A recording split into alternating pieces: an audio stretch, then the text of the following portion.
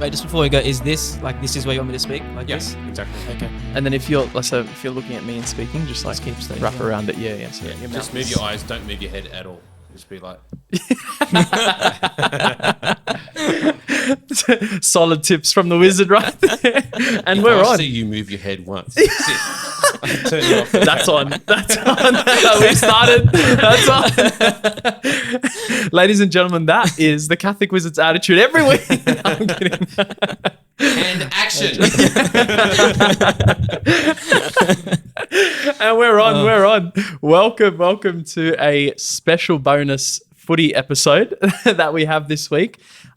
This comes to you after a beautiful live podcast that happened at Fidelis, which was such a successful event. I really wish I could have been there.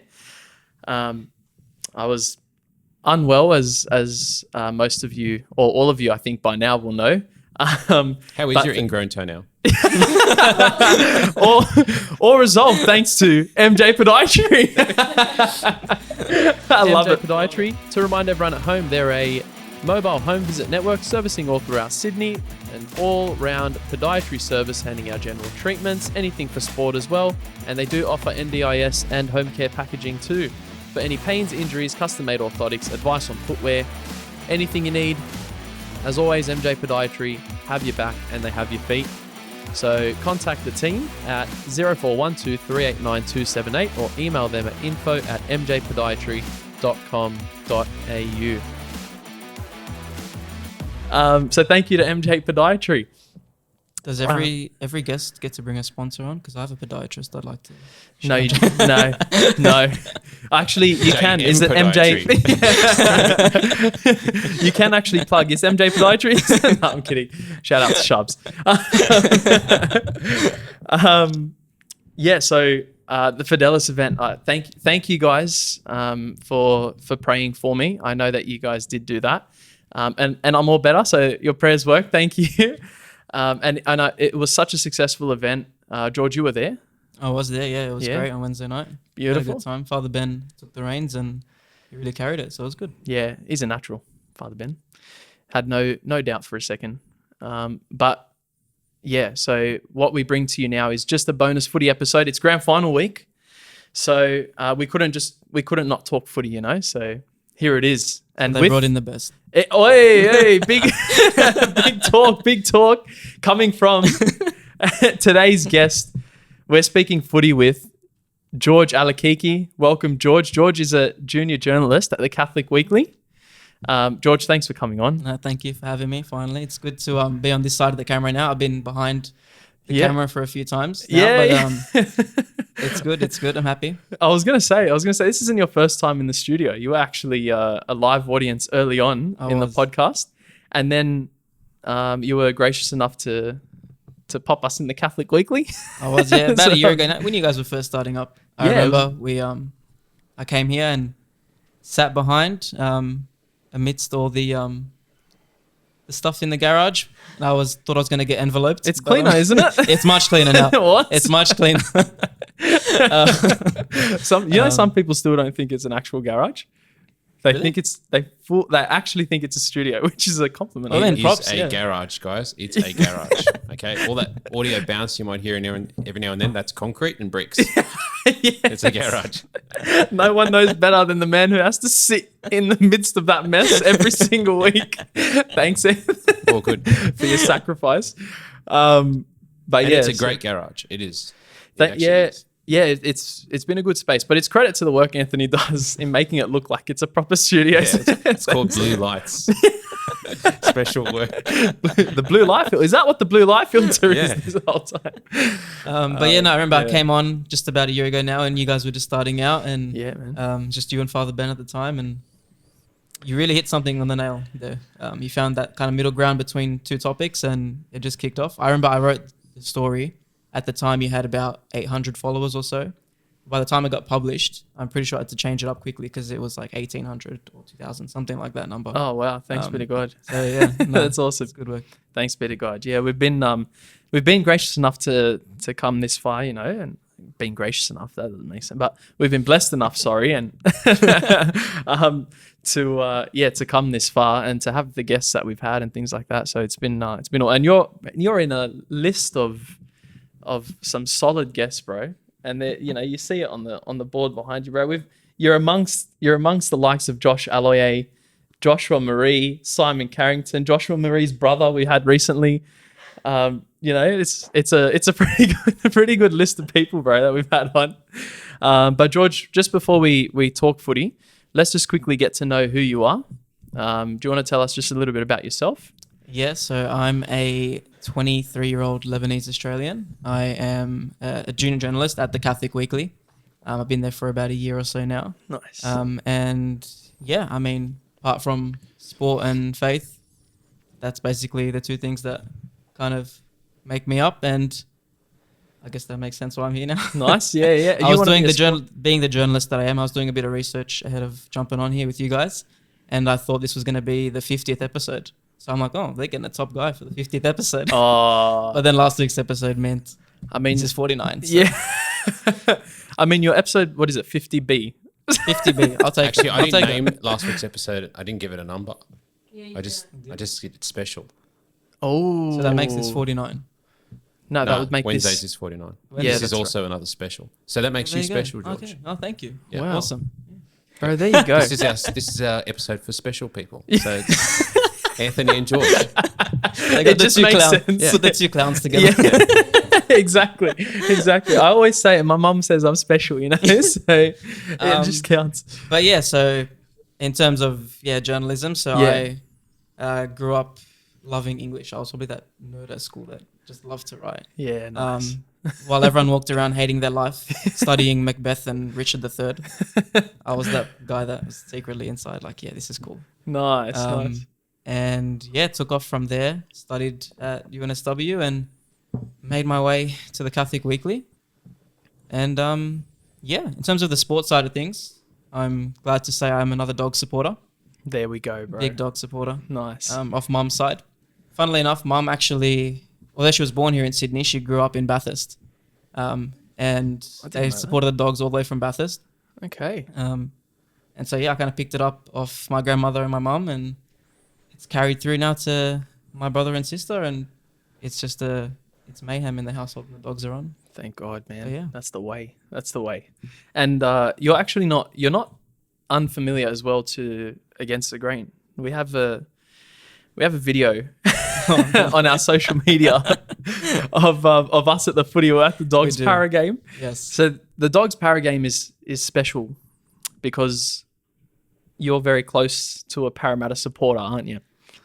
Yeah, it's one of the few faults of someone that is very dear to me. My girlfriend is a Parramatta supporter, yes. Shout out Ash. But everyone's got things about them that we forgive, and it's okay. Yeah. It's okay. Yeah. Just as long as, when push comes to shove, the dogs are number one. That's it. It's good practice in virtue. She was actually, it was great. When we lost the final to the Manly, it was a bit disheartening, and she was there to pick me up. So it was good. Yeah, I was going to say, she ripped you? No. There was ripping after the tears stopped. But in the moment, she called it fairly. Nice. Yeah. What a supportive girlfriend. Go, But Ash. I mean, it's not too bad, right? Because my dad's a Manly supporter. So I'm used to the kind of the disarray. Yeah. So funny thing with my dad, right? My dad actually grew up in Lebanon, came here in his 20s. Grew up in his 20s in Belmore. It was right around the corner from, is it Burwood Road? Burwood Road, right? Yeah. In Belmore. Yeah. Yeah, it is. Had no idea what NRL was, no idea what footy was, but just hated seeing this sea of annoying dog supporters. They did his head in.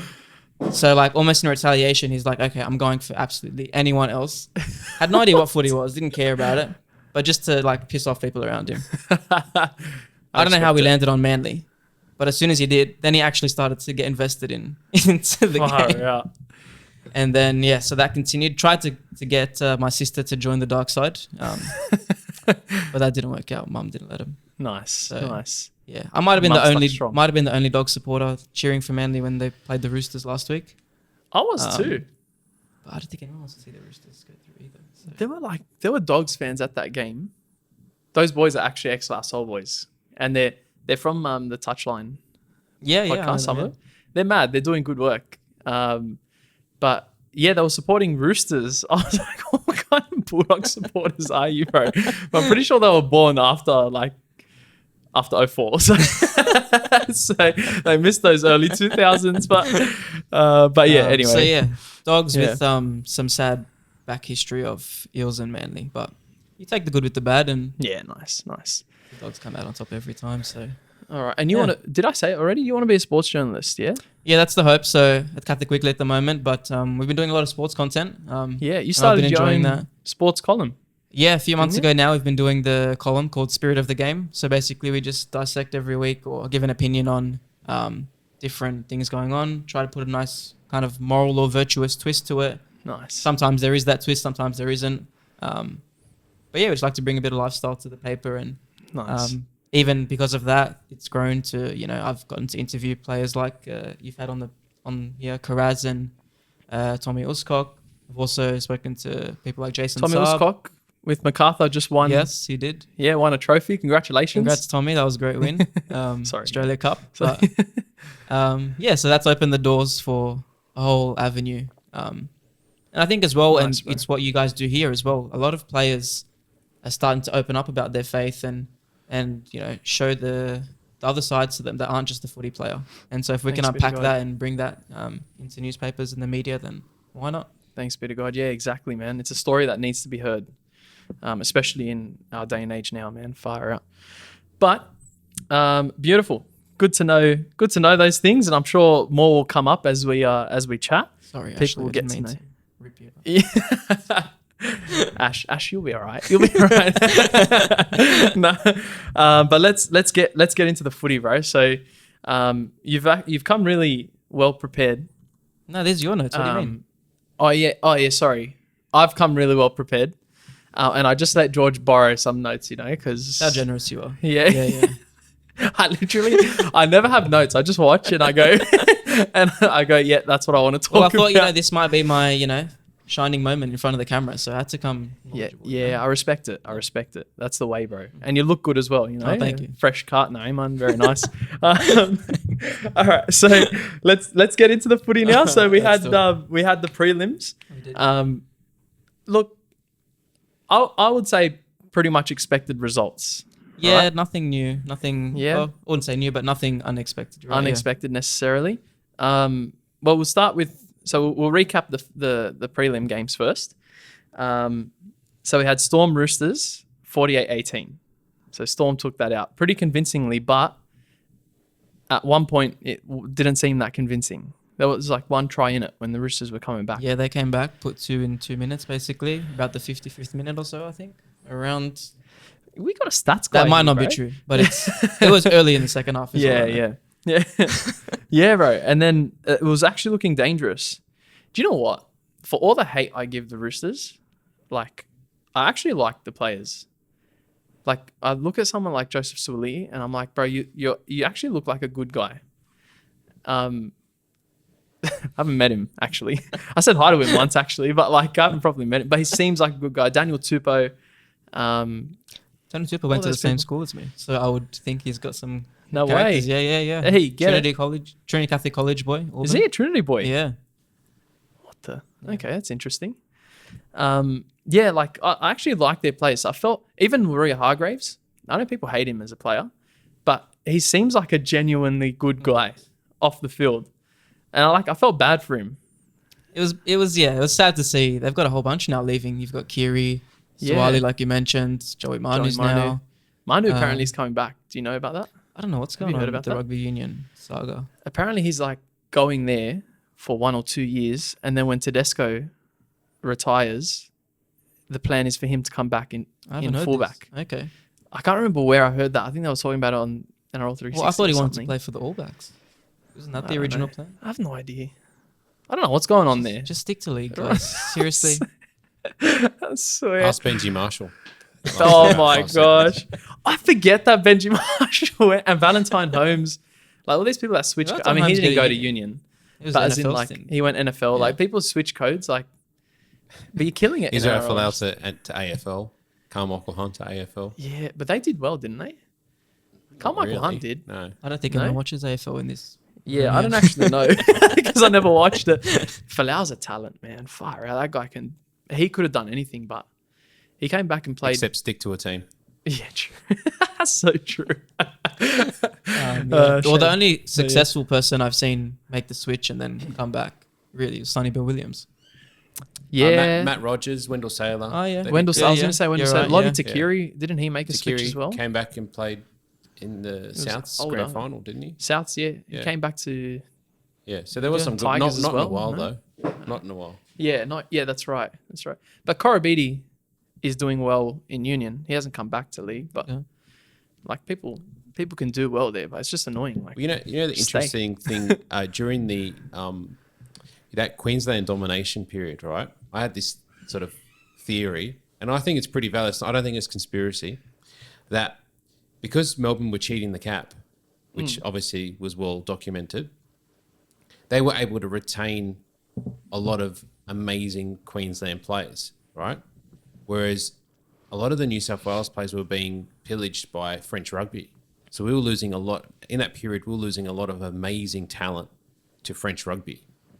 And so we got stripped of all these great players, and because they could just pay so much more. But because Melbourne were operating outside of the salary cap and were able to pay their players much more, Queensland benefited drastically from that.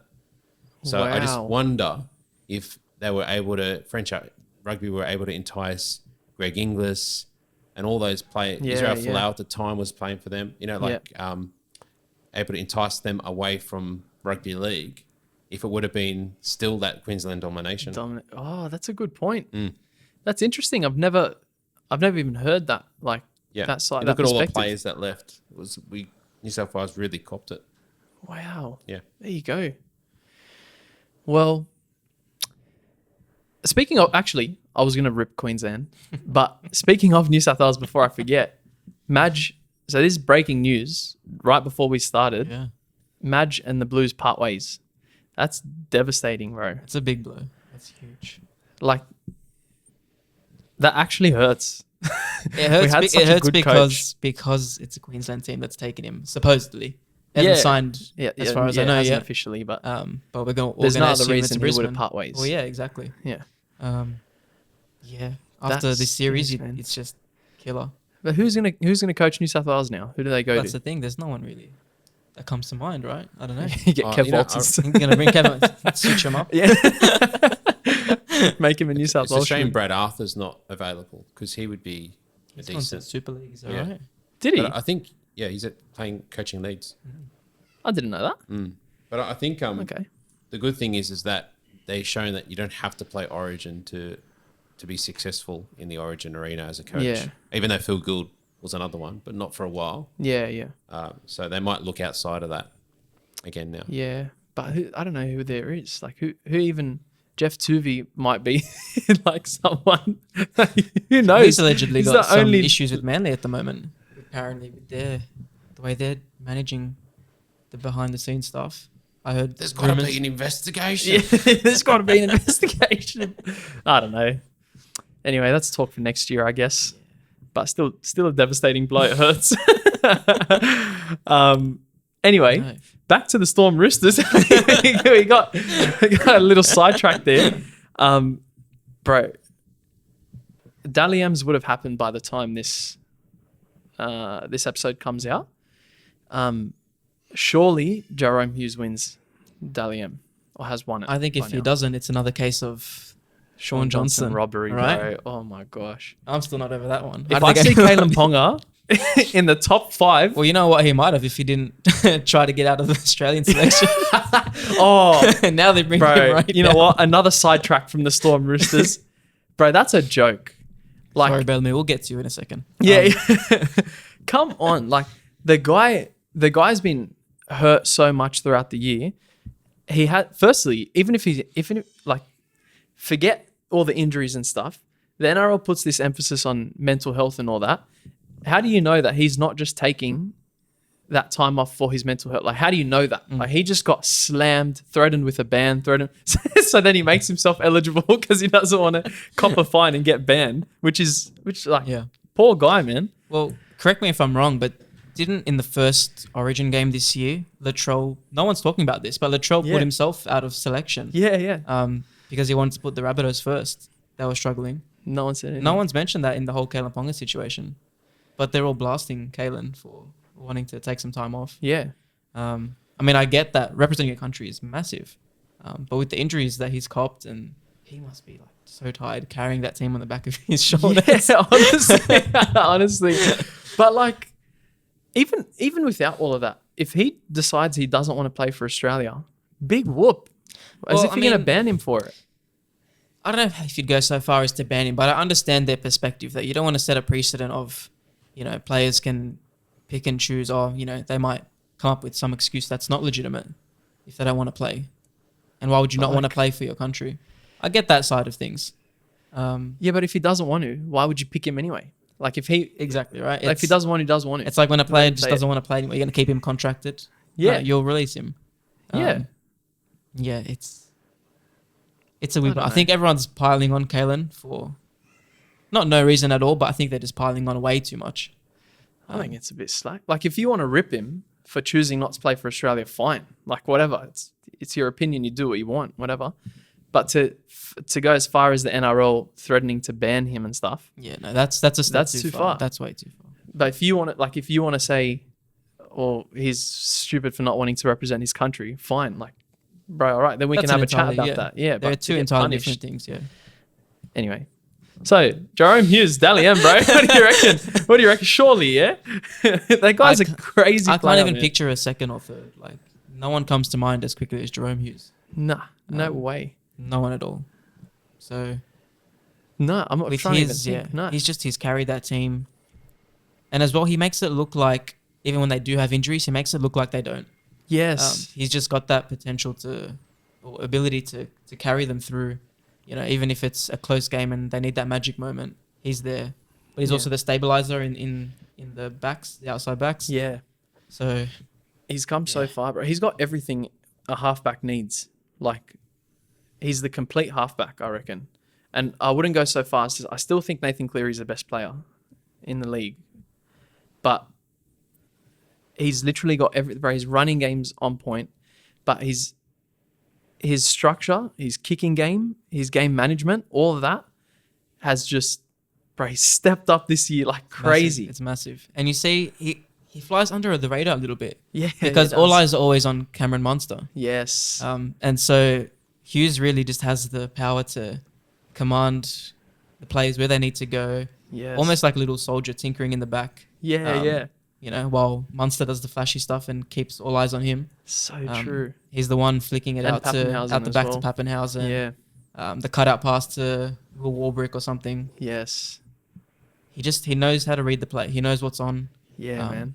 And he's shown that this year. So I don't think there's just no one else to take. He's killing it. The Storm system, bro, is ridiculous. Like, to be so successful for as long as they have been, with all the players that have come and go, is something I've never seen before in any sport. Like, you can even if you look at someone like Pep Guardiola in soccer, he's gone to all these massive teams and he's been successful with them, and it's great. And like, you look at his time with Man City, and they've won 2 Premier Leagues in a row now, 3 out of the last 4, something like that. I think it's 4 Premier Leagues in a row. I'm pretty sure it's 4 in a row now. How far off am I? When did Liverpool last win it? Liverpool won it during COVID. Was it? Yeah, so that would have been 1920. I'm pretty sure. Yeah. Well, there you go, and the bro. rest have been City. Yeah. And like, that's dominant, but firstly, it's in a sport where there's no salary cap, which you could argue for Storm for a while. They had no salary cap, but wow, Bellamy, Guardiola. See the similarities, bro. Yeah, it's so true. No salary cap. Spending big, bro. But Man City, they're like a giant team and all that stuff, and like, you spend as much money as you want. You've got the most successful players. Their Storm is different. Their players come in and you fit into this system that's dominated for over 20 years now. And it's insane that the team doesn't, they don't like sort of change their style depending on the players that are there. The players change their style to fit the team. Well, on a more human level, have you seen that story about Bellamy's conditions to sign players? No. I'm pretty sure this is what I saw. But it goes that when Bellamy wants to sign a player, he'll meet them for coffee or whatnot. And he watches and listens to hear if the player will like say things like please and thank you to the waiter when they bring the coffee. What? He focuses a lot on their mannerisms and the person they are before, the technical ability. Are you serious? Because I think he wants them or wants to see if they'll fit into his system, which is sure it's all the structure and the back plays and the tactics and whatnot. But I think he's really intent on forming good people that want to play under him. What a legend. I'm pretty sure, yeah. What a legend. That man, honestly, he is in my opinion, he's the best coach in the NRL. I don't think anyone comes even close. I don't think so. You can't stay this consistent for this long and not be the best. I mean, I'm sure you've got Bennett in there, but he's been doing it for a lot longer, and I think they've made the same amount of grand finals. Yeah. I think this is his 9th or 10th Bellamy. And Wayne Bennett is a gun. Like you can't sort of question that. Yeah. But yeah, to do what Bellamy's done is out of this world.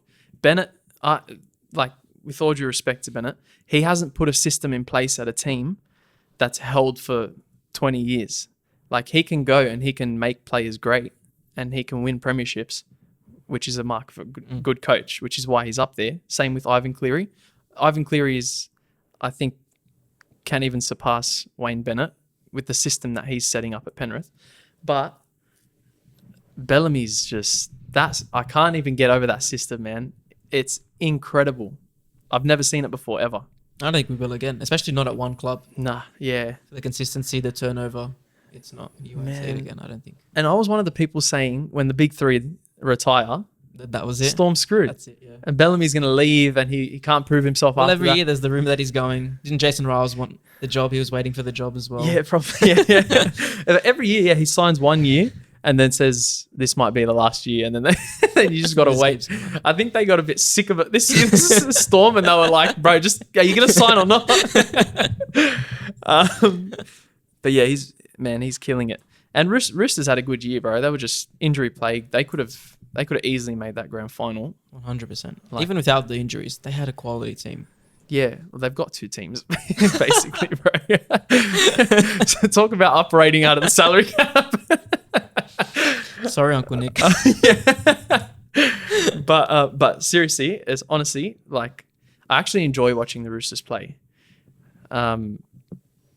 It's probably, people are probably like a little bit shocked that I'm complimenting the Roosters, but you got to give them props, bro. They've had a great year with all the hardships they've had. They've killed it, but to lose the players they have a big job next year. It's big, and I think this might be the first year in a long time they don't make the 8. Because not only have they got the injury crisis, but they're losing all those players that we mentioned before. Yeah, that's a big call, my father. And I don't know who's coming in to replace them. So far, the only signing I've seen is Chad Townsend. Is that right? Yeah. I don't know if they've I don't announced think any there more. are any notable. I can't think of any. As far as I know, Robbo wants to bring out centers from the system that they've got. So there won't be any signings there, I don't think. Okay. That's interesting. So yeah, So I don't know. they have a good developmental system. They do. But it'll be quite a young side, I think. Yeah. Younger than they've brought onto the field in a long time. Yeah. Is Sandon Smith going to be their 5'8"? I think that's the idea, is that it's Sandon Smith and Sam Walker. So then once... He's a good player, Sandon Smith. I like him. He's good, and he showed signs that were really great this final series. Yeah. I know everyone sort of gave it to him a little bit for a few missed kicks here against Penrith and there against Melbourne, but the signs are there. He's great, I think. I think he's good. Yeah. It would be interesting to see Sam Walker, bro. He burns me because he's so good. He burns me. He's a great player, man. He's turned it up this year, a whole new level, I think. When they dropped him, I think that did him a world of good, because then he just came back firing. Yeah. And he hasn't stopped since, until the injury. Yeah. And he's so small, but he's a gun. Well, Jerome Hughes is pretty small as well, I think. Yeah, but he's got a bit of muscle at least. Yeah. Sam Walker's like as skinny as me, bro. Like, in terms of arms, bro. The gut isn't. But yeah, but he's a gun. But anyway, anything you want to note about that game in particular? Or? The Melbourne. Yeah, Roosters. Melbourne Oh, we're getting back Roosters to that after about 3 tangents. Yes. Yeah, it was, I think, a Melbourne masterclass. Yeah. Really, the way they attack teams, they just pick out a weakness and they just go for it. Yeah. The first half, they scored 4 tries. 3 of those tries targeted Luke Keary.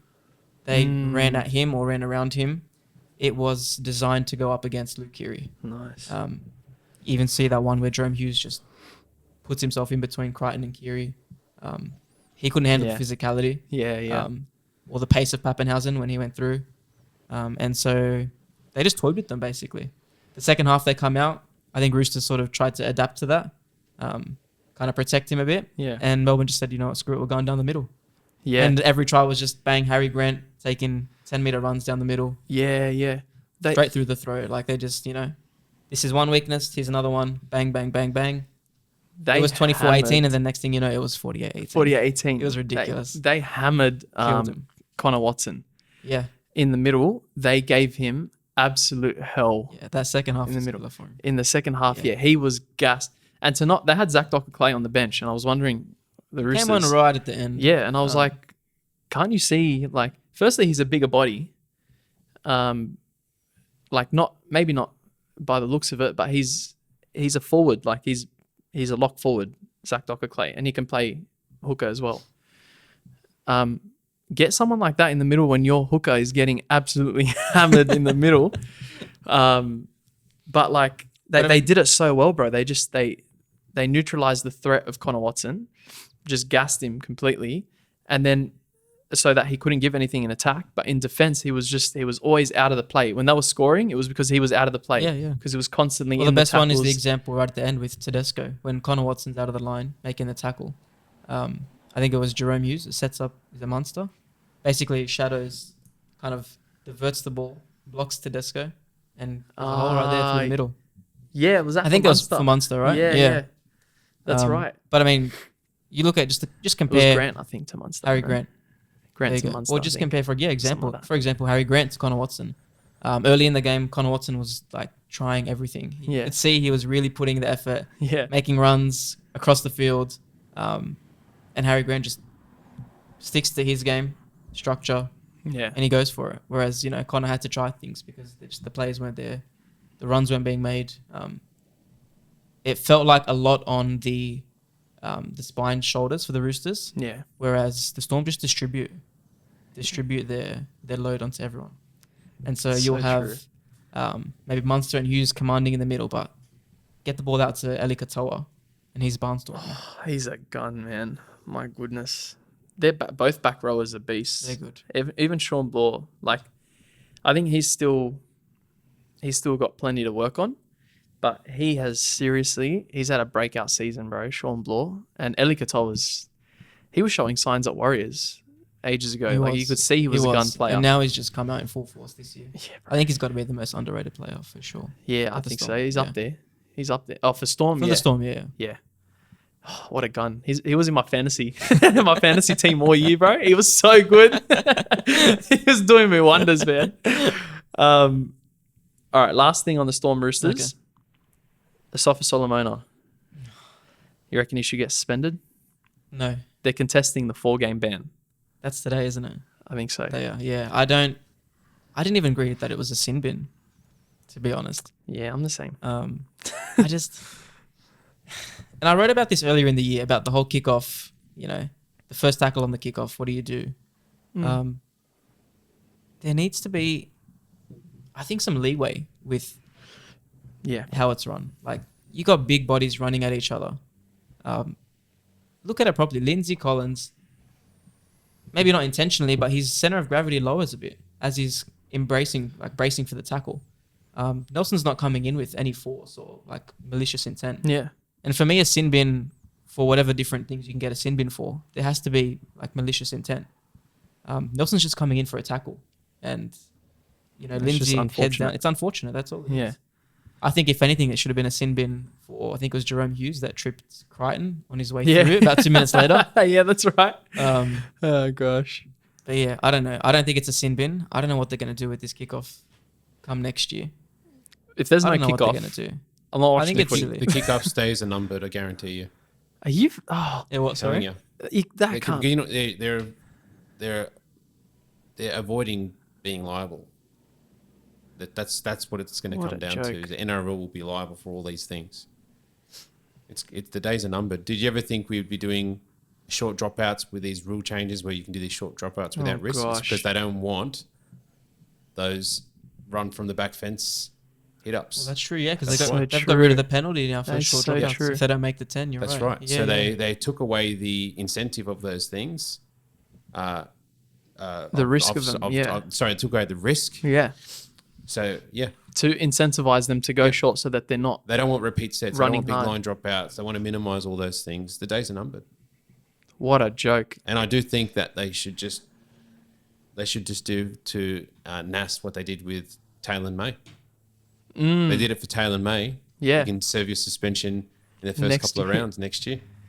That's it. Like, firstly, can you imagine State of Origin with no kickoff? They just tap it and go. What Not a at all. sad thing. That would be so sad. But They'd have to come up with something. You know what they should do? This is a unique idea, right? Get the football and bounce it on the ground really high and let it bounce and you catch it. That's a joke. It's AFL. that's AFL. Yeah, I was going to say that's anything resembling AFL is not allowed in the NRL. But if you look at most of the collisions that have happened off the kickoff, Nelson's wasn't the case because Nelson was the outside player making a tackle. But it's usually, if there's 3 players making a tackle off that kickoff, it's the one in the middle that cops it. Yeah, that's right. About 80% of the time, I would say. yeah. I would say just change the rule set. Off the first tackle, you've only got 2 players going in because that third player's got nowhere to put their head. If you're defending, for example. Yeah. Well, it's a change of techniques, but like I said this when Adam Dewey was on the episode. I think he laughed at me a little bit, but I stand by it. Like the fact that shoulder charges have been banned is a massive reason, in my opinion. It's not the only reason, but it's contributing a lot to the amount of concussions you see now. Because, bro, they're big bodies running that fast. The natural response is to brace and because to that throw a that shoulder. person in the middle can't wrap their arms around. All they can do is really put a shoulder in. Yeah. If they're going to be in the tackle. Bro, you have to brace. And it's because they're not allowed to throw the shoulder in now that they're trying to get their heads in weird positions Exactly. or Because they've got to wrap around somehow. yeah, or 3 players are coming in because the player that you're talking about, the middle player is about to get bumped because he can't actually wrap. He can't brace. He's not allowed We to saw brace with, and he can't wrap. was it Cooler against Ori Hargreaves 2 weeks ago? Yeah, East Man? yeah, That was that's he was right. in the middle and his elbow just went bang. Yeah, same with Took him Moses out. Sully, I think earlier in the season. Well, Moses Sully's a great example because I wrote about Moses Sully's one. And he actually came out later and said the kickoff should stay. Like it was just an unfortunate position that he's got himself in. It is, yeah. But you have to allow the shoulder charge. Like you Well, can't. really, they're treating Nelson's tackle like a shoulder charge in a sense because they're saying he's Yeah. come in aggressively with the shoulder. with the shoulder. Like things are unfortunate. You can't you can penalize accidents, fine. Like penalize it. I don't think you Penalty should goes punish away. them. But to punish him like that, to send him to the sin bin, to ban him and stuff, relax. Accidents happen. Well, if he takes 4 weeks off this, it's going to be 4 weeks just like Joseph Swally against Reece Walsh. Yeah, But that was a swinging arm. Are you comparing a swinging arm on Joseph Swally to Reece Walsh yes. to an accidental shoulder I even had my on Nelson? I had my opinions on the Swally one, Well, but, yeah. but I can agree But that just for is 10 argument's sake, times yeah. worse than the Yeah. Asafa Solomona one. That's so true. That's a great point. Anyway, whatever. NRL, man. You can't really trust that they're going to make the common sense decisions anymore. But hopefully he plays. I hope he does. But I hope it's not a case of delaying his suspension. Because I think that's a whole other can of worms to open. Can you exempt suspensions for big games? Yeah, like well, the they final, which they they've did done it once. already last year. They set dangerous precedent. So, Yeah.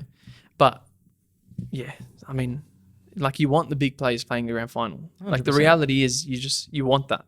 So just let him play. Like I don't even care. You reckon? I don't even care if he swung his arm, bro. No, I'm joking. Nah, I do. If he deserves to get suspended, he deserves to get suspended. But for something like that, let the guy play. No, I disagree. No way. I don't think so. I think you can't pick and choose when the suspension gets to roll over to. I What understand. about I agree. Lindsay I agree with Collins? What about Lindsay Collins? He had no say. Yeah. Thank Buzz. Well, that's Buzz has right, entered the chat. I agree. If the Roosters go through next week, Lindsay Collins won't play. Yeah.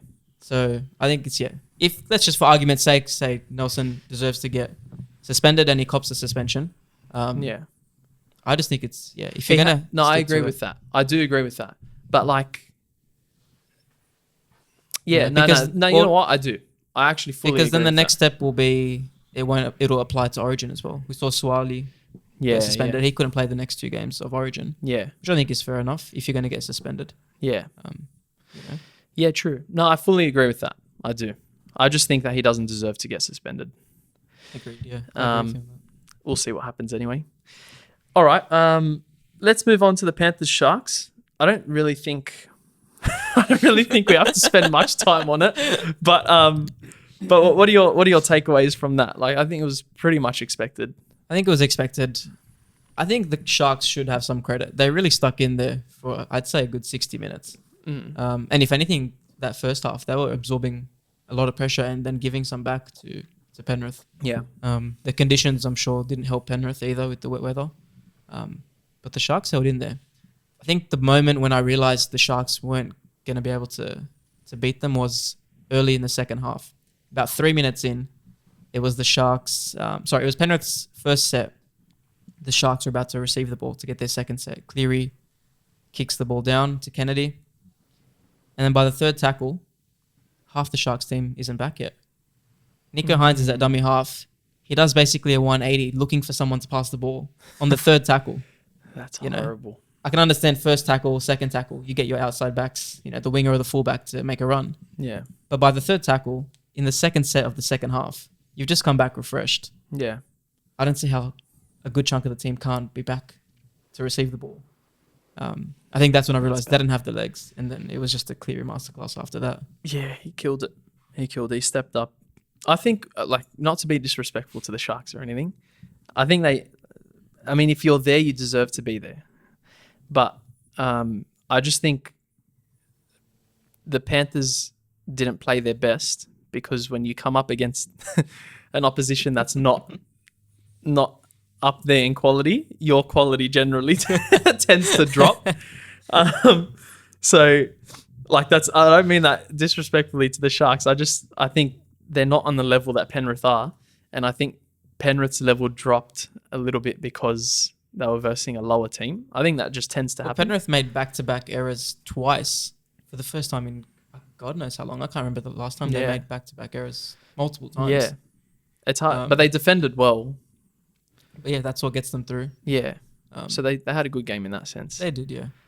I think but I think we're going to see a different Panthers level in the grand final. I don't think we're seeing that Panthers team if it's the same energy and the same level, then Melbourne will wipe them out.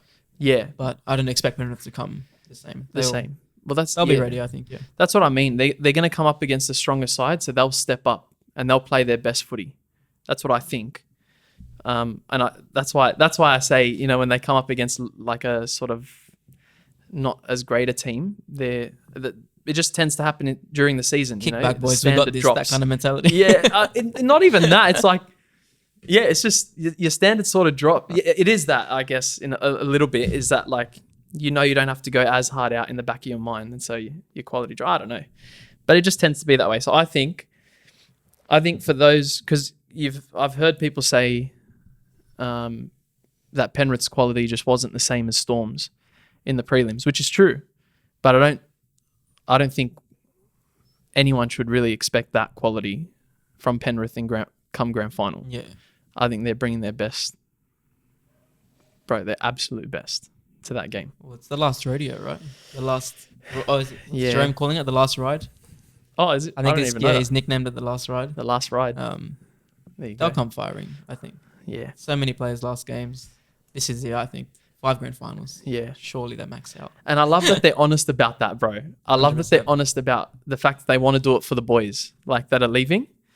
And they're not like, when like you're media trained and you're like, oh no, we're not thinking about that. We're just, we're taking one game at a time, whatever. They've been honest about it the whole time. No, we're doing it for Jerome Luai. We're doing it for whatever. Like, I love that. I love that. Just honest. Not much to say, bro. Like Panthers killed them. What's new? Yeah, but good on the Sharks for making it that far. They're a developing side. They made the Jersey Flegg grand final. Yeah, that's against the Dogs. They lost by 2, but they made a comeback in the second half. It was pretty impressive. And then the Jets, which is the Sharks feeder club, made the New South Wales Cup grand final. So they're looking promising. They're on the rise, yeah. They're doing well. And I have to say, I rate Fitzgibbon quite highly. Yeah. A lot of people are giving him a lot of flack. No, great coach. But I think he's fantastic. Yeah, he's awesome. He really gets a lot out of them. What a great guy. Are we gonna do the Nico Fitzgibbon, Braden Trindle saga? Are we diving into that? If you like, you can have a chat about that. I don't know. I've given Hines a little bit of criticism. Like I haven't shied away from that. I think the guy's a great player. I just think in the big moments he's probably not the greatest. Not yet. He could be in the future. I hope he is. I hope he steps up. But anyway, you go for it. Yeah, well, everyone's going on about Nico Hines isn't a halfback. The guy won the Daily M like 2 years ago. You can't say he's not a halfback. Yeah. I'd say he's out of form for sure. Yeah. But to say he's not a halfback is, I think, a bit of a stretch. Now, do you take that spot from Braden Trindle? I don't know, because I think despite the Sharks' kind of bleakness lately, he's been the kind of shining light that's really carried them, and he just looks very assertive in how he plays. Yeah, he's been carving up. He's extremely dominant with the ball. Decent kicking game. Distribution's fantastic. So I don't know where they go from here next year, what the call is. You know, who's the 7, who's the 6. You got the Dan Atkinson issue as well. He's gone, I reckon. I think he's going to find another club for sure. Yeah, they'll let him go. Maybe the Roosters will pick him up. They tend to pick everyone up that wants to. No, I'm kidding. He'll have to go because I don't think you're dropping Braden Trindle, and I don't think they're going to swap Nico Hines. I don't think so. But yeah, I would back Hines, I think. I know he cops it a bit. But give him another year. You know, he's proven himself in the past, and I don't think there's enough cause for concern, you know, for him not to be there anymore. Yeah, I don't think so either. I don't think so. He's just got to. I think it comes with experience, bro. In those big moments, he'll learn to manage them well. Did you hear Gordon Tallis's, just last thing on the Nico Hines thing? Did you hear Gordon Tallis's comments on Nico Hines saying, "My life isn't defined by an 80-minute game"? No, what did he say? Bro, he was slamming him on NRL 360. I don't mind Gordon Tallis. I agree with a lot of what he has to say. But I was watching this and I was like, what are you on about, bro? How is Nico Hines getting slammed for saying his life isn't defined by 80 minutes, by an 80-minute game? How could you possibly criticize that? And he's like, well, it has to be. When you're getting paid the big bucks, your life has to be defined by it. And I'm like, what are you on about? No, it doesn't. It's his job. So he asked, like, I think it was Brent Reid. Brent Reid. Yeah, my respect for Brent Reid went through the roof because it was defending Nico Hines. And he said to Brent Reid, what do you define yourself as or whatever? And he said, I define myself by my kids and my wife. Like I'm a husband and father. He said, I don't define myself by my job, and neither should Nico Hines. And then Gordon Tallis sounded like a bit of a dope after that. But I respect Gordon Tallis. I love him. No, Reid is right. I mean, just because the guy gets probably paid a lot more than we do for our jobs, that doesn't mean his job becomes his life any more than ours do. Exactly, bro. And it's not like he's saying he doesn't love the game. It's not like he's saying he doesn't put in the work. He's saying my life isn't defined by it. Yeah. And it's not. And good on him for saying that. And Marshall copped the same. Benji Marshall copped the same at the start of the year for saying that he likes to go home to his wife and kids. Yeah, that's right. He did. You know, spend time with them. Bro, these people, good on them for coming out and doing that and saying, you know what, this is a job. And I put my heart and like my blood, sweat and tears into it. But at the end of the day, it's my job and it's not my life. You know, I respect it. I like it. All right. Let's talk grand final, bro. Let's smash this out. All right. It's grand final weekend. What we're going to do, you had a great idea actually, and I love it. We're going to do it. You brought an expected lineup, which is... No, you brought this. Oh, yeah, sorry. I keep forgetting. Yeah, sorry. I brought it. George came really prepared with notes. Anthony's come so prepared, guys. Look at this. Look at this. Expected lineups. So what I'm going to do, I'm borrowing the paper. All right. And I'm going to... How can you borrow something that you own? I keep forgetting. What's wrong with me? Sorry, my bad. So I'm going to read you the expected what we expect the lineup to be, and then you tell me. So we're going to do it like combined 13, okay? Or should we do 17? You want to do 17? I don't mind. Let's do 17. What's the It's only an extra 4 players. We both have to agree on the same player. Is that what we're going to do? Let's do that. All right, let's do that. Okay. Let's go. I think we're going to mostly agree, surely. All right. So, fullback, Dylan Edwards, Ryan Pappenhausen. Jeez. I don't think it's that hard, so I don't know if we're going to agree. Oh, no. I'm going to say Dylan Edwards. Yeah, 100%. Dylan Edwards. Pappenhausen's up there. Yeah, but Dylan Edwards is arguably Australia's number 1, bro. He has to, I reckon he has to be. Well, it was Kalaponga until 2 minutes ago. I don't think he even deserves it over Dylan Edwards. All right. Okay, and then Dylan. So we're just going in order. So not right wing and whatever, just number 2. 1 to 13. 17. Yeah. So Taruva or Warbrick? I don't think it's that hard either, so we're definitely not agreeing on a lot of these.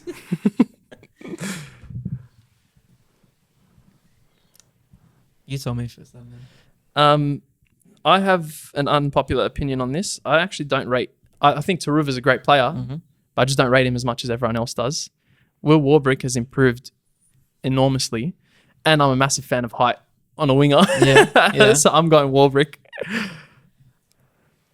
Well, I mean, I'm thinking of the other wing as well because you've got to balance out who is there.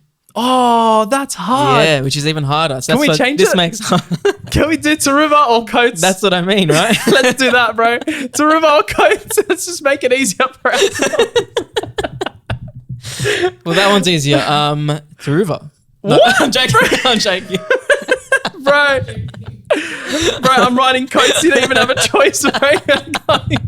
No, it's definitely, for the camera, it's definitely Xavier Coates. All right. The centers are a bit harder. The center, Isaac Tungo or Jack Howarth.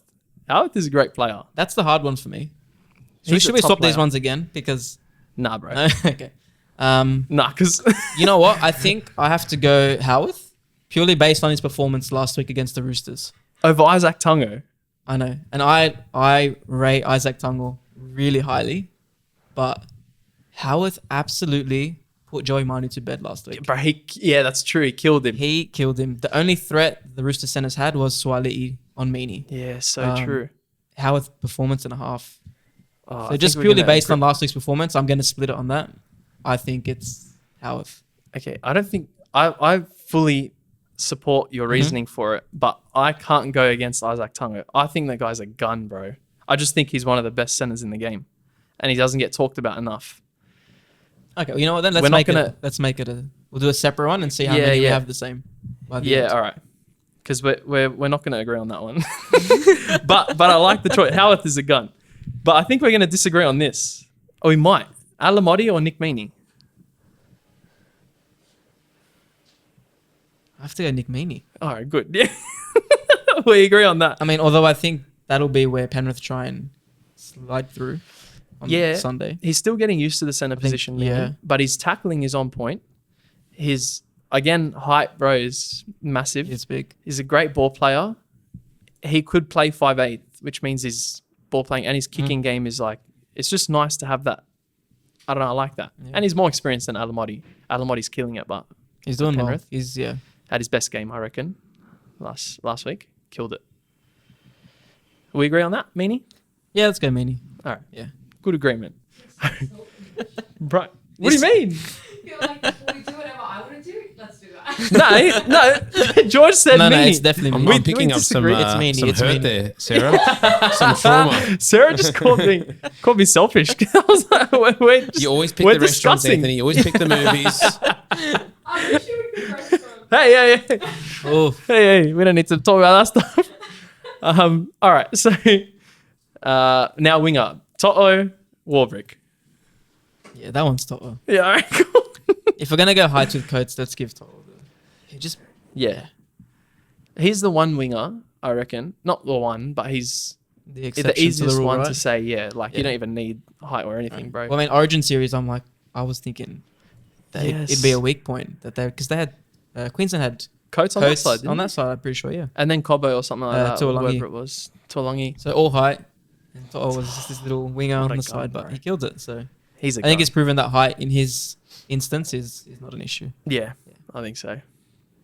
All right. This is tough. Oh, ready? I think I have my answer for the Bro, next the one, but halves. Luai or Munster? Munster. Yeah. I can't believe you're even pausing on this one. Eh?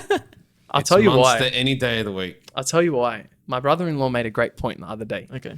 He said Munster within his first, within his own half, essentially, but even up to like maybe his opponent's 30, has no idea what he's doing. And he was like a bit harsh. I don't think he has no idea what he's doing, but It's a weaker point for him. it's definitely a weaker point. I'll still go Munster, but I'm just thinking like, Luai What's deserves Luai's- a bit of respect there. He does. Luai And I think this year more than any other year. stepped up, bro. He probably had his critics last year. Yeah. Everyone was sort of calling for him to maybe step to the side for Cogger or something like that. And really Really? well, I don't remember maybe not, but in the final at least, I think Cogger, once he came on, and Luai came Yeah. off, even though it was through injury, Yeah. that kind of switched the game up a bit. Yeah. And then this year is when he really copped it about can he perform in the halfback role without Cleary. Yeah. And he showed that he can. He's great. I still don't know if he's going to be a But- great halfback, but I'm sold on him as a 5'8". I think he's great. I don't know. We'll see. Time will tell. But we're agreeing But on Munster? I think we'll go Munster, yeah. All right. Cleary Hughes. Has to be Cleary. Yeah. Even though we're dropping a probably Dahlia medalist. Yeah. Hughes. think I it's- love Jerome Hughes. But you can't. He's great. But Nathan Cleary. just on the weekend, that try that Cleary set up to To'o, Yeah. That was he clean, man. initially goes left because he sees the overlap on the short side. Mm. And then when that doesn't work out, he just switches it up and just goes, you know what? All right. Yes. Let me look at the other side. Finds another shortage Yeah. and it has places that the vision, perfect bro. kick. All within one play. What a gun. So that's a good combination. Jerome Hughes at 5'8", Cleary at halfback. Yeah, that would be what a combo. crazy. Yeah. Oh, but we can't do that. We could switch the wingers and the centers. we can't switch the halves. That would be mad, but just a pause, sorry, quickly. It's 2:40. It's all right. Are you sure? It's all right. It's at worst there'll be just like a 10, 15 minute period where they're on their own. Are you sure? Wait, what? Your kids? Oh yeah, I thought in my mind it was the hippie thing. No, that's tonight. Yeah, that's tonight. No, Anth. All right, No, it's all right. It's all right. It's all good. let's smash this out. So you got to be. Do you have to leave by 3 or By 3. Leave. No, leave by 3. Sorry. leave by 3? All right. Well, yeah, is it all right if we just pump it out from here? Just so, because he's got to pick up his kids and yeah, stuff. I don't want No, your kids staying on their own. They're No at way. Home. Mira has to. Doesn't they'll matter. be home No, alone no. briefly. No. That's all. All right. No Home Alone. All right. All right. Now we get to the forwards. So this first one's going to be a bit easy if Asafa Solomona is out. suspended. Yeah. Let's assume he. Do you want to assume he is? Let's or do you assume want he is. I don't think he's getting off. All right. Um, So to be honest with you, bro, I don't even know who the bloke is that you put here. Who's Lazarus Vailepu? I don't know. He was on the bench a few weeks ago, so I just thought he's the next one in. Fair enough. I don't even remember hearing his name. Sorry, I've seen him play a Lazarus. few times, but Okay. I haven't seen enough to go over Moses Leota. So Fair. Yeah, fair. So Leota wins that one. we'll take that's an easy one. If it was Asafa Solomona, would you still go Leota? No, I think I'd have to say Nelson. What? Yeah. I'd go Leota Yeah. still. That's interesting. Okay. I think he's a bit of a waste of size, Asafa Solomona. I think he's a great player. I just think he should do more with his size. But I'm not going to tell him that to his face and knock me out. So love you. Love you, Nelson. Mitch Kenny, Harry Grant. Harry Grant. Yeah, easy. Easy. James Fisher-Harris, Josh King. Josh King's underrated, bro. He is underrated. He's a workhorse. But it's his last game for the Panthers. I think Fisher Harris is just going to bring it. Yeah. But it's not who you think's going to play better. Who do you prefer? Who do you think is better? No, Fisher Harris for sure. Alright, cool. But I agree with you that King is underrated for sure. He is underrated. Yeah, great player. All right. Back row. Oh, that's going to be interesting. Let's keep it hard. Luke Garner or Sean Bloor? We could make this so easy for ourselves, but let's make it hard. Luke Garner, Sean Bloor. I don't know. Who do you have? I really like them both. I think they're both underrated. I would go based on solely on the player themselves. I would go Luke Garner, but in the context of him playing in Storm, I would go Sean Bloor. So I'm a bit stuck. I think I'd just go Luke Garner. On the player? Okay. If we're going on the player, I was going to say Sean Bloor. Oh, no way. Yeah. I'm happy to agree with you on Sean Bloor. You're thinking Sean Bloor? I love Sean Bloor. I think he's so good. And he's improved so much. Would you go Bloor? I'll go Bloor, yeah. That's massive. So you're going Garner? No, I'll go Bloor. We're going to have the same team in the end. Yeah, except for one. Maybe. Liam Martin or, Eli Katoa. Liam Martin or Eli Katoa. This is so hard. I just hyped up Eli Katoa. Yeah. But I'm going to go Liam Martin. Fair. But Eli Katoa, bro. Honestly... Are you going for an underdog here? If I'm picking a team, I'm picking Liam Martin, right? Mm-hmm. But I think this year Eli Katoa is the more consistent and the better player. Liam Martin has more of an impact, but I think Eli Katoa is better this year. Just being better. Oh, that's hard. I'm sticking with my guns. It's Liam Sticking Martin with for Martin? me, yeah. I don't mind. Like I don't disagree with you on Martin, but I love Eli Katoa, bro. I don't know. Maybe it's a bit of bias from my fantasy team. I'm going Eli Katoa. Okay. Let's be different a little bit. Okay. Isaiah Yeo, Trent Loiero. Yeah, there's no discussion on that one. Yeah, it's Trent Loiero, right? No disrespect to him, bro, but you're going up against the best lock forward in the game, Isaiah bro. For sure, Isaiah Yeo. Easy. All right, let's go bench. Let's just make a 4. Yeah. Do you want to just pick out of? Yeah. All right, so we've got Liam Henry, Lindsay Smith. I'll put it on the table for you. You got to see them yourself. Matthew Eisenhuth and Brad Schneider. Well, I think Brad Schneider will come in just as security for Cleary if something goes wrong. Oh, that's smart. Yeah. Who did you drop out of the side in the expected lineup? I can't remember. Let's have a look. Who would it be? Let's have a look. Have a quick squiz. Have a gaze. You've got Matt Eisenhuth there, Liam Henry, Lindsay Smith. Oh, Brad Schneider was on the bench against Sharks. I didn't even notice that. I don't think he came on. Did he come on when Maybe Cleary got injured? I don't know. That's so random. That would have been when he came on, the last 3-4 minutes. Did he come on, but? Surely. I don't remember seeing him. Let's see if he played any minutes. Oh, yeah, he played 6 minutes. I didn't even notice. Whoops. Sorry.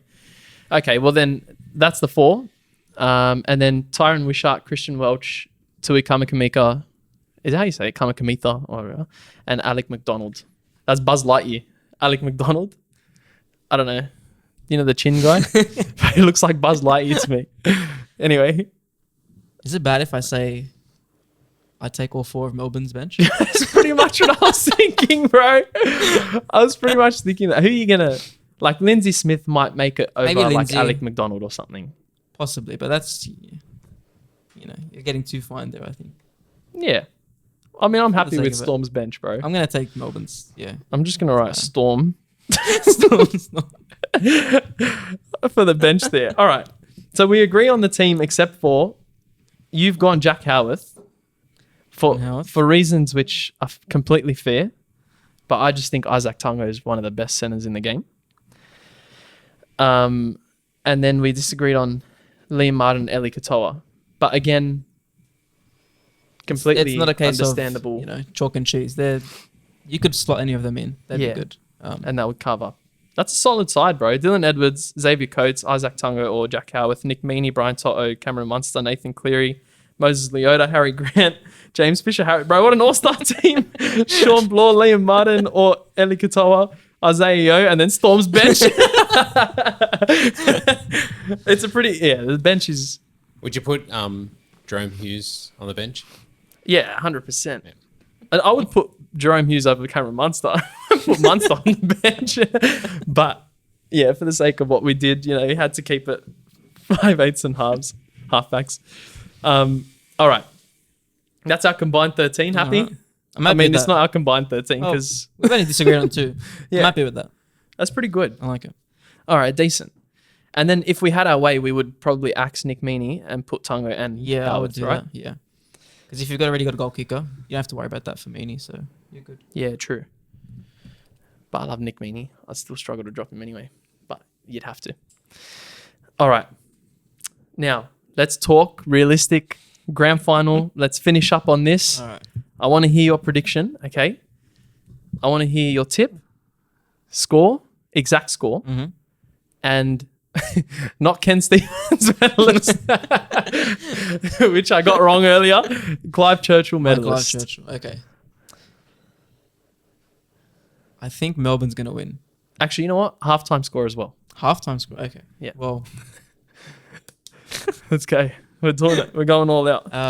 Yeah. So Melbourne to win. Melbourne to win. My heart is telling me Penrith. I think I just want to see them win 4 in a row. Yeah, fair. It would be so impressive. Me too. But and Melbourne deserve it as well. Melbourne deserve it. They've dominated all year. I was looking at some of the stats actually earlier, like a head-to-head between the two. Yeah. Where is it here? Yeah, here. Penrith have only conceded 410 points all year. Everyone talks about them as defensive powerhouses. Melbourne aren't too far behind. They've only conceded 477. Wow. So, that's what? 50 points, 50-odd points. That can make the difference. And usually defense wins games. But I think Melbourne's ability to spot a weakness and just attack it with everything they've got is going to come over Penrith. I think they'll go for Alamotti. And I think that they will just stretch the team out. So Alamotti's on the left. So he'd be going up against... Which means he'll be up on... On Howarth? No, on Meaney. On Meaney. Ooh. So if Nick Meaney gets it right, I think that there can be trouble. It can go either way. Yeah. I still think of the two centres, they're both the weaknesses to exploit. Tungo and Howarth for me are rock solid. Yeah. That's going to be a good battle, man. Yeah, that's the one to watch, I think. Oof. Then we'll know who was right now. Exactly. No, I'm kidding. But yeah, if you give Jerome Hughes any space, Pappenhausen any space, I think they're going to break that defensive barrier down. I'm going to go Melbourne, I think 22-16. Their last meeting was only by 2 points as well, in round 24. Yeah, that's right. I think 22-16. Let's go halftime 12-10, Melbourne. Wow. Okay, 12-10, Melbourne. But please, Penrith, do everything you can to send the boys off. Because 5 grand finals in a row, to win 4 would be just unheard of. Especially under salary cap, is ridiculous. Yeah, true. That'd be crazy. You have to feel for Penrith the amount of players they've gotten rid of over the years. But their system, we're talking about Storm's system, Penrith's system's holding up pretty well. But I think, like we've spoken about, it's probably their last year. All right, last ride, last hurrah, whatever. Who's your Clive Churchill medalist? Clive Churchill medalist, I'm going to go Harry Grant. Oof, big call. All right. Interesting. Anth? Let's get yours. Halftime score, 0-0. Is that your genuine? Yeah, I think so. Oh, that's massive. I'm tipping Melbourne. Like it. Melbourne to win? And I reckon it's going to be a low scoring. I reckon like 14-12, something like that. And Clive Palmer Award.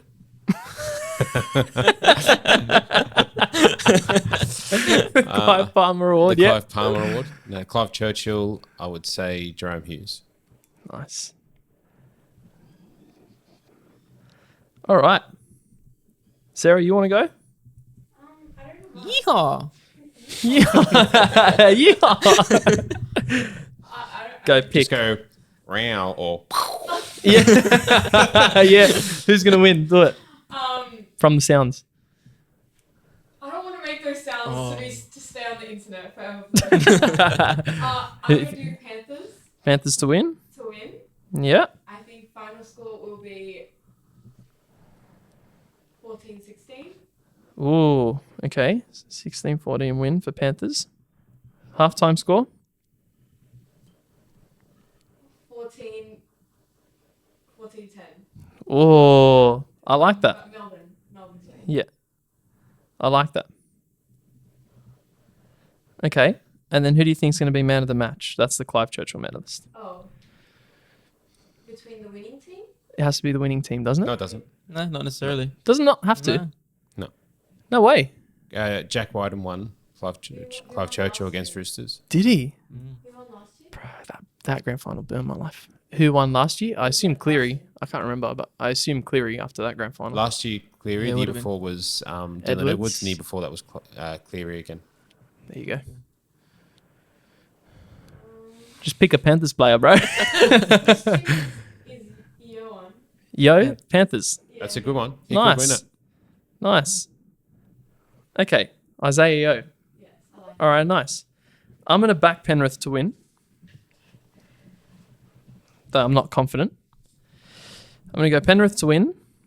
Full-time score. I'm going to go 24-16. Oh, that's really close to yours. I'm backing it anyway. 24-16. But Panthers way, full time. Half time will be, I reckon, 12-4. 12-6. 12-6, half time, Panthers way. And Clive Churchill medalist, I'm backing it from my episode with the K Roos boys. I'm going Isaac Tungo, Clive Churchill medalist, scoring a hat trick. Don't you want to see Craig Bellamy win without the big three? I don't think he deserves it. I'm surprised you guys aren't 100% he deserves supporting it. Melbourne a bit. I'm not necessarily supporting Penrith. I actually don't know who I'm going to go for. It's just I it's know going to be you're dependent going to on end how up I going for feel. Melbourne on the game on the day. You reckon? Yeah, you're just going to get a feeling, and you're going to, and then if Melbourne are losing, you're going to change allegiance. Actually, I heard there's a rumor. You have a Melbourne jersey as well. No way, Tell bro. Listen, the Sharks jersey, I admitted to having it. Okay, it was just that year, you know. I just thought I'm backing them because they copped all this. They copped all these punishments for something I thought every other NRL team was doing anyway. I was backing the underdogs. I wore that jersey on the grand final day at home and watching it against Storm. Oh well, you know, it's past stuff. I don't know. I'm just going to stop defending myself. All right, so just to recap. So George reckons Melbourne to win. 22-16 full-time, 12-10 half-time Melbourne's way. And Harry Grant, Clive Churchill medalist. Anth, Melbourne to win 14-12. 0-0 at half-time. Big call. Not even 2-0. 0-0. Wow. Half-time. And Jerome Hughes, Clive Churchill medalist. Sarah reckons Panthers to win 16-14. 14-10 at halftime, Melbourne's way. So Penrith to score a converted try to win it in the second half. And Isaiah Yo, Clive Churchill medalist. And I'm going Panthers to win 24-16, 12-6 at halftime, Panthers way. And Isaac Tungo, Clive Churchill medalist. All right, let's see who gets closest. Do we have an update on the tipping comp? How did we all fare in that? It's all going well. That's the update. It's going You know good. what? It's going We've good. actually been so poor with it. Let me take this opportunity to formally apologize to our bimps. We haven't put our own tips in. We haven't asked for their tips in ages. Look, Our dog ate our homework. Oh, yeah, that's all it Got was. lost in the mail. Look, I'll be honest. His ongoing ingrown toenail problems. I'll be honest. It really has felt like it sort of got lost in everything, because it felt like there was a certain point in the year, and I think Father Ben would agree. It just felt like the podcast sort of picked up a lot of momentum, and we were getting guests on, and people were asking to come on, which was awesome, and we were asking people, and they were keen to come on, and we had the live Fidelis event. Like, it really felt like it picked up a lot of momentum, and Are you sweating it? in all honesty, yeah, I am. so And in all honesty, it felt like Bip's tips sort of took a back seat. So I'm really sorry.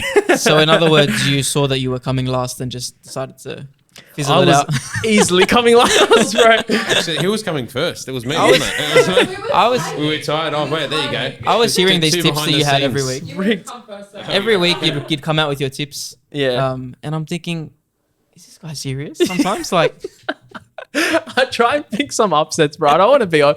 Like, tipping to me is like try and guess one just weird one at least, you know? So like, hey, I tipped Dragons against Storm. That was pretty good. that one was You good. know, that was not bad. But then I was like tipping like ridiculous ones. Teams were getting belted, bro. So yeah, it was off. But anyway, we will have an update. How about that? Sarah, our socials queen, is on it. She'll be counting and everything. And we'll, from all the tips that we've at least collated from both of us, we'll make it fair. We're not just, going to count tips that you made and we didn't, or we made and you guys did it. And yeah, we'll have a final scoreboard there.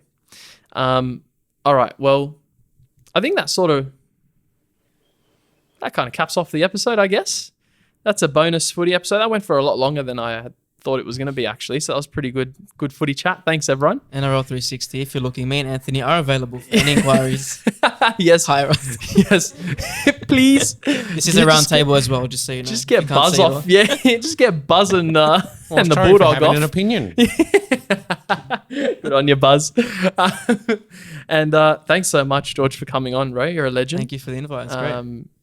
Hopefully we'll, I don't know.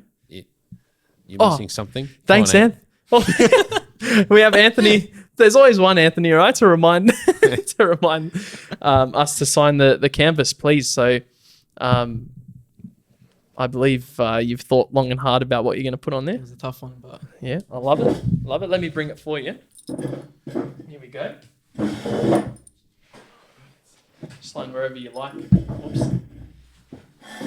Imagine I just like crack the screen on the TV or something. Oh, Oh, he's left-handed. Left-handed, yikes. I am left-handed. All the best Devil's people. child. Oh gosh. I knew you were weird, bro. Didn't disclose this before he came on the podcast. Yeah, wouldn't have got you on. Yeah. Never make it as a teacher. Why?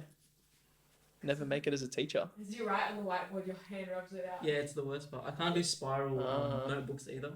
Oh, It does my head in. Oh yeah. Oh yeah, that's right. That would be so painful. Oh gosh. I can't read because You're uneducated. Yeah, I'm uneducated.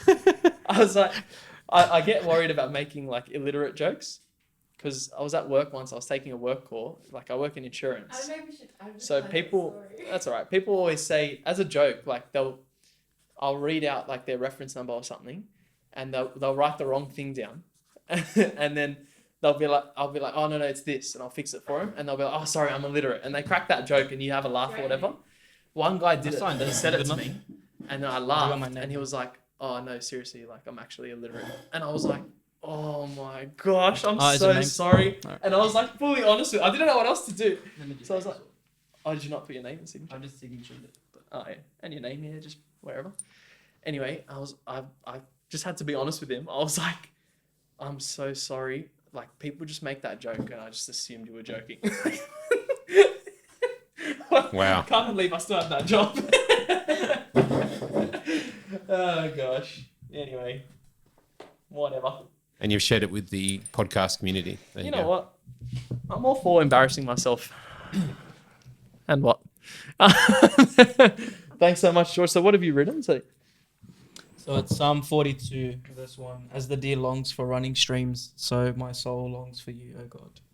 Nice. Amen, bro. That's beautiful. Is that a personal thing? Like, No, it was just a hymn that I heard once in school.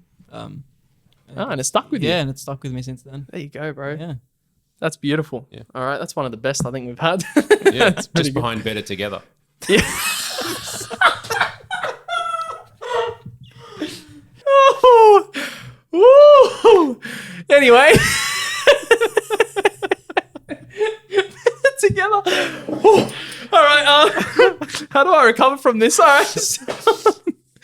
Anyway, yeah, definitely one of the best we've had. You Again, guys have this much fun all the time. it's so fun, man. It's great. It's great.